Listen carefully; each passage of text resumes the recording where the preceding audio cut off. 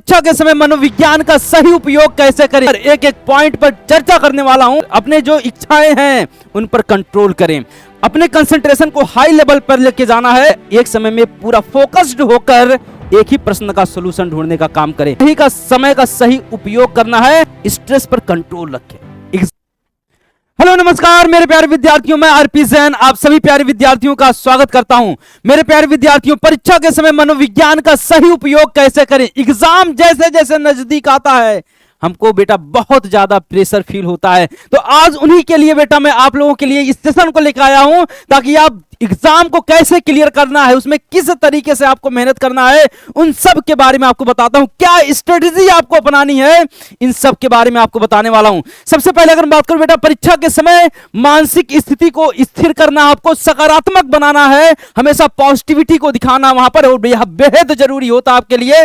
मनोविज्ञान की कुछ रणनीतियां आपकी एकाग्रता, आत्मविश्वास और प्रदर्शन को बेहतर बना सकती है। और कौन कौन सी रणनीति है, आइए मैं उन पर एक एक पॉइंट चर्चा करने वाला हूं। तो सबसे पहले आइए मैं बात करता हूं। पहला जो हमारा चर्चा का विषय है, मानसिक शांति को बनाए रखें, एकदम काम डिजायर, अपने जो इच्छाएं हैं उन पर कंट्रोल करें। यहां पर मानसिक शांति को बनाए रखें। जब भी आप एग्जाम के लिए तैयार हों तो वहां पर सबसे पहला काम है गहरी सांस लें। गहरी सांस, अगर आप तनाव महसूस कर रहे हो तो गहरी सांस लेने की आदत डालें, यह मस्तिष्क को शांत कराता है और साथ ही साथ फोकस बढ़ाने में मदद करता है। और यहां पर खुद से बात करो। दूसरा पॉइंट आपको यहां पर जो दिख रहा है, सेल्फ टॉक, खुद से बातें करना, खुद से बातें करना, और वो भी पॉजिटिव बातें करना, निगेटिव नहीं, पॉजिटिव। हां मैं कर सकता हूं, आई कैन डू इट, मैं कर सकता हूं, अगर मैं नहीं तो कोई नहीं कर सकता है। तो खुद से सकारात्मक बातें करें, जैसे मैंने तैयारी ठीक की है और मैं इसको कर सकता हूं, मैं अगर नहीं कर सकता तो कोई भी नहीं कर सकता है। आगे मैं बढ़ूंगा।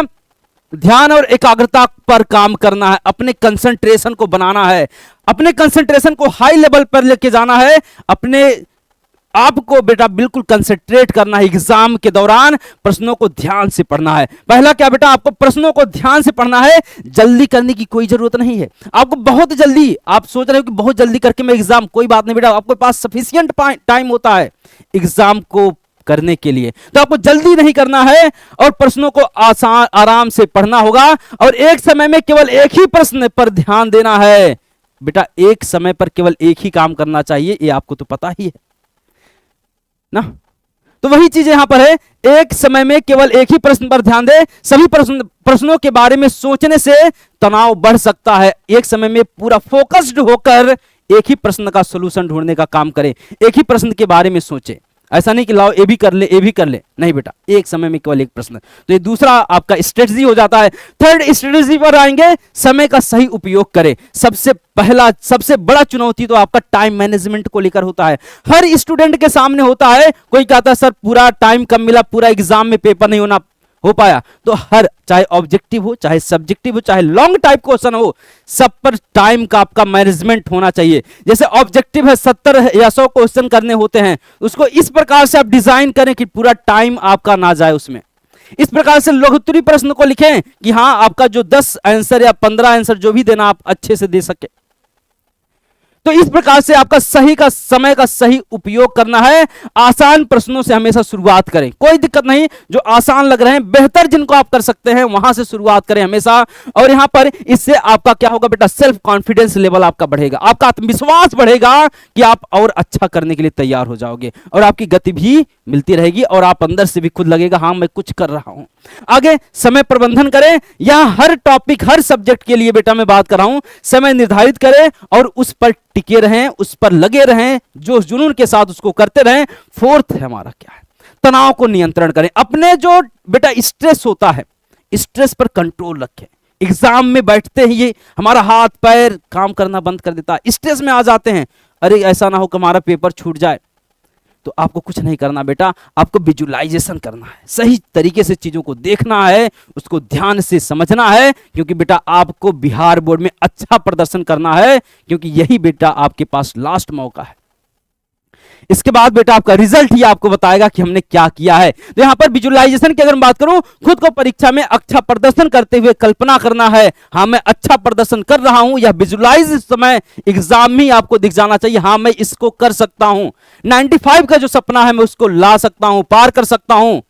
उसके बाद सांस की टेक्निक्स जो होती हैं, सांस ले, अगर घबराहट हो रहा है तो नाक से गहरी सांस ले और मुंह से धीरे धीरे छोड़े।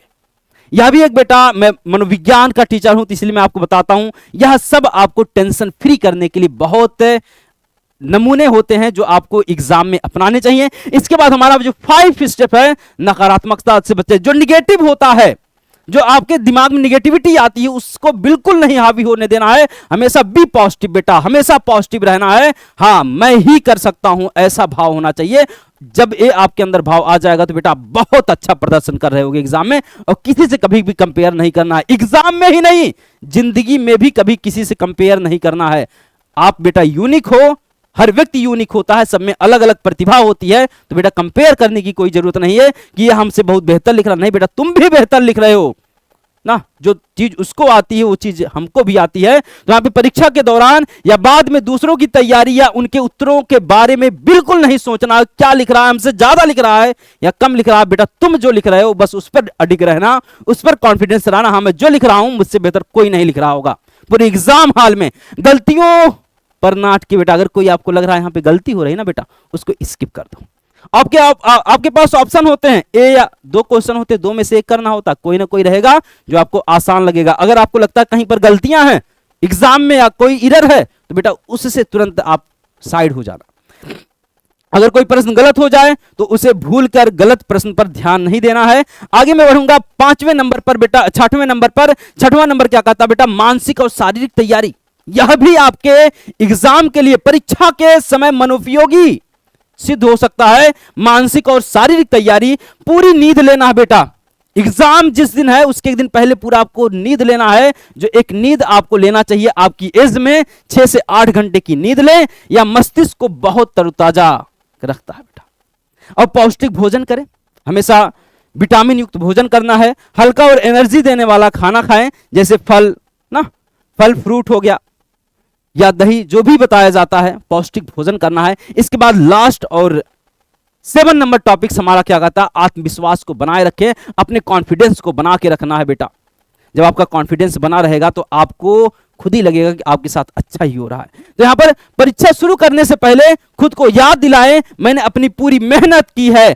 आपने पूरी साल हुंकार में, संघर्ष में, जो भी बैचेज हैं उसमें बहुत अच्छे तरीके से हमारे टीचर्स ने पढ़ाए हैं, हमको विश्वास है मैं इसको कर सकता हूं, अगर मैं नहीं कर सकता तो कोई नहीं कर सकता। तो यहां पर और इसको मैं अच्छा करूंगा, यह आपके अंदर विश्वास हो या आपके अंदर कॉन्फिडेंस होना चाहिए। मैंने अपनी पूरी मेहनत करी है, पूरे साल मैंने मेहनत करी है, क्या बेटा एग्जाम से मैं डर जाऊं? बिल्कुल नहीं बेटा, आपने विश्वास को बना के रखना है, सेल्फ कॉन्फिडेंस को बना के रखना है, और हमेशा बी पॉजिटिव बेटा, सकारात्मक दृष्टिकोण बना के रखना है कि मेरे साथ जो होगा अच्छा होगा, पॉजिटिव ही होगा और मैं पास ही हो जाऊंगा और अच्छे नंबर से पास होऊंगा, क्योंकि विद्याकुल परिवार हमारे साथ रहा है, विद्याकुल परिवार मेरे साथ रहा है तो मैं अच्छा ही करूंगा। यहां पर सकारात्मक दृष्टिकोण को अपनाना है। यह सोचे कि परीक्षा सिर्फ आपकी तैयारी को जांचने का तरीका है, जीवन का अंत नहीं होता है। तो इसी के साथ में दोस्तों विदा लेता हूं, क्योंकि आपको ऐसे ही सेशन को मैं लेके आता रहूंगा। तो सभी मेरे प्यारे विद्यार्थियों को नमस्कार, जय हिंद, मिलता हूं नेक्स्ट सेशन में, सभी को जय हिंद।